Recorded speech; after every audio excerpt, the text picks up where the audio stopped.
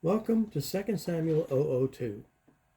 Just a note, David takes up 62 chapters and over 1,000 verses in the Bible. As David returned to town, he was so excited about returning the ark that some Bibles would put it, he danced out of his clothes. But this one was a bit more polite about it. Michal was still not happy about it.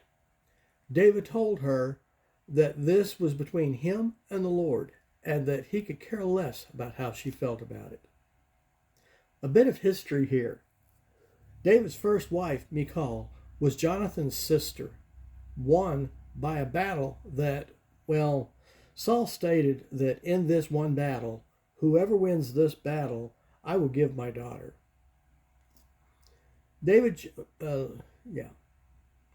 The Bible never holds back on how troubled the people in the Bible are. To bring the ark into the city, David wrote a song.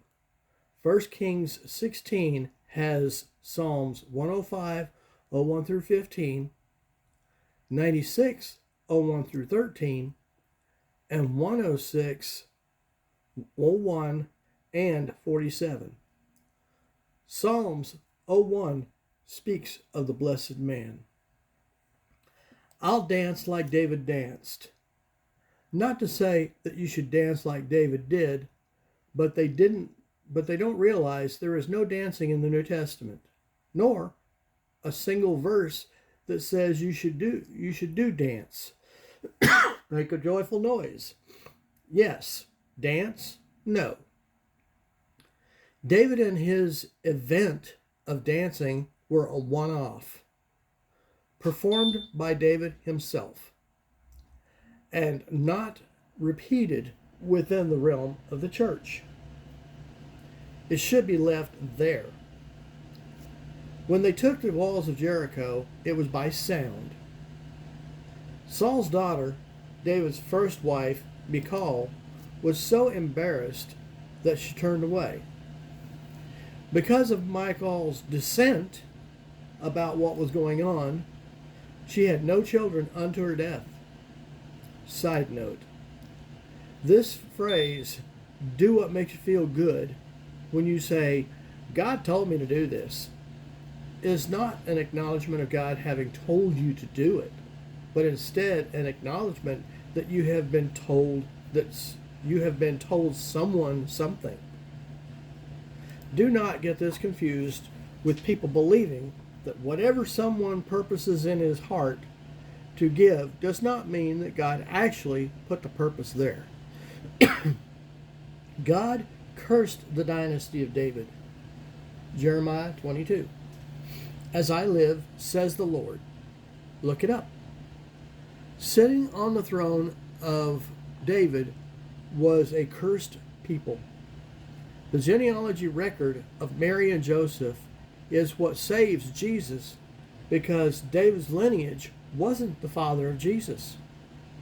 Mary's lineage to David is through Nathan, son of David, not Solomon. In chapter 7, David calls on Nathan the prophet to determine if he should build God's permanent home here. And Nathan says, go for it.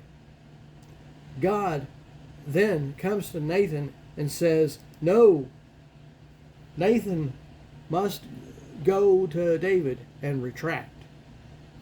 God then tells David he has too much blood on his hands, as the tabernacle would not be pure. David still has more blessings coming, but this isn't one of them.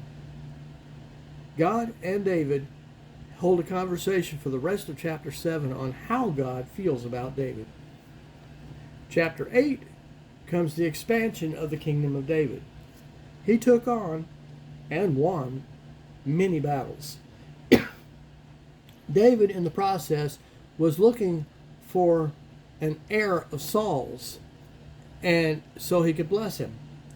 Mephibosheth, Saul's grandson, would be next in line for the king, but instead it's David. David exalts old Mephi. Mephibosheth means shameful breath. At 5 years old, his dad was killed in battle. Mephibosheth was rescued and dropped while rescuing him. He perhaps was carried by his caretaker because he was an asthmatic, according to his name, as people's names meant something back then. David was looking for an offspring of Jonathan. David literally adopted Mephi for the rest of his life. God's love is received vertically and distributed horizontally. Chapter 9. David went looking for more of Saul's house to bless and came up with Ziba. Due to Mephi's handicap, Ziba and his crew was assigned to take care of Mephi for life. Chapter 10. The Ammonite king died, and his son Hanun took over. David then sought out Hanun to show him respect. He sent a crew to Hanun to show him the respect. The Ammonite princes, however, told Hanun they were coming to loot the city. Hanun sent men to ambush them and embarrass them, shaving the beard and such. The report got to David, and he told the men then to hang out in the city of Jericho until they had gotten themselves back together. Meanwhile, David sent his fighters.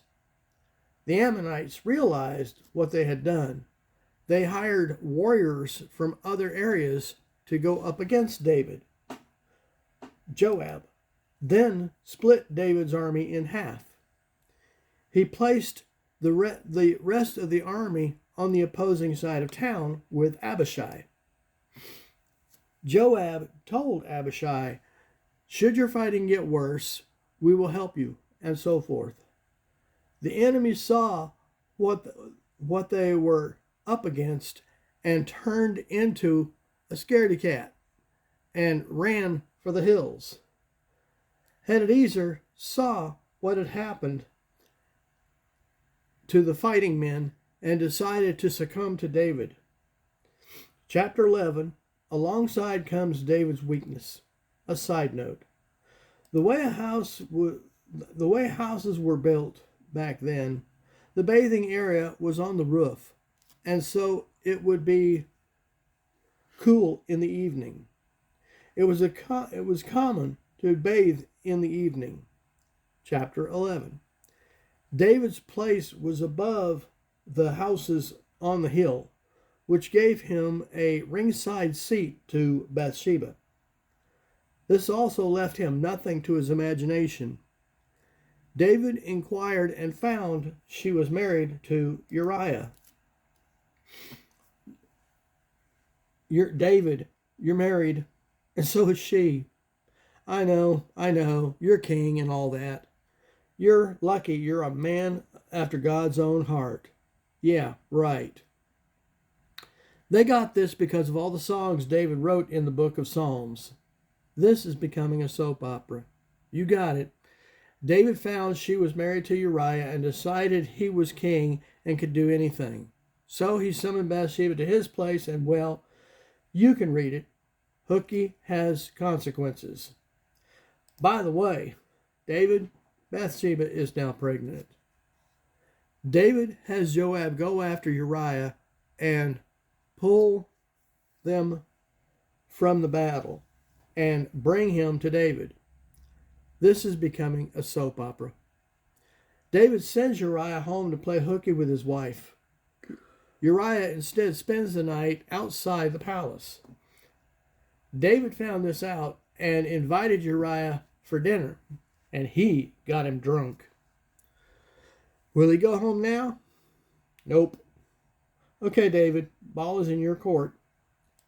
The next day, David decides to write Joab a note to have Uriah put in the hardest fighting and have Uriah take the letter to Joab. Can you say suicide mission? David, adultery and murder? Once Uriah was dead, a messenger was sent back to report it. Here's where things get soapy.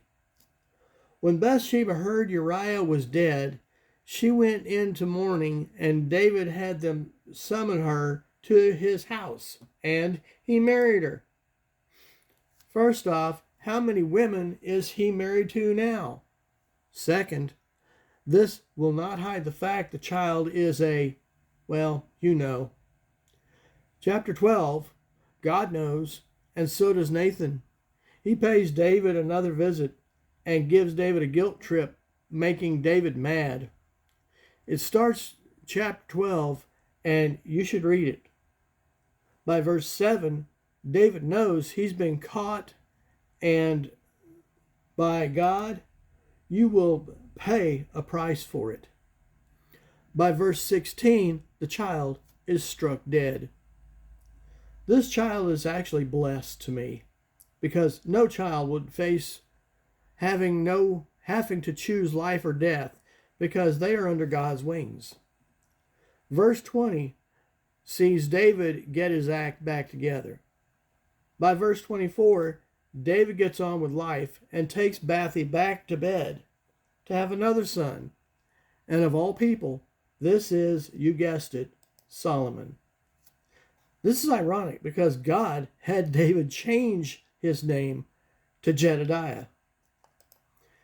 Chapter 13 is where things get, well, incest. David's son Amnon fell in love with his sister, Tamar. If you read this, they write it all twisted, but it can be untwisted. I think even God said, yuck, because it was written so twisted. Amnon told his brother Absalom of his issue. Absalom told him to act as if he were sick and get Tamar to lay with him. Amnon then sends his nephew Jonadab to have her come to him while he was in bed. He says to tell her to bring him some food as he is sick. She brings him food and he begs her to come to bed with him. I did say incest. Oh, it gets worse. Verse 14, read it.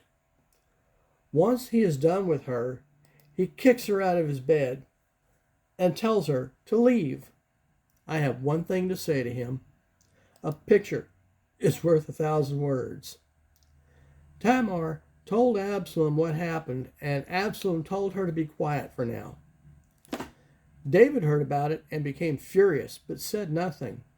David, I'm taking you off my Christmas list.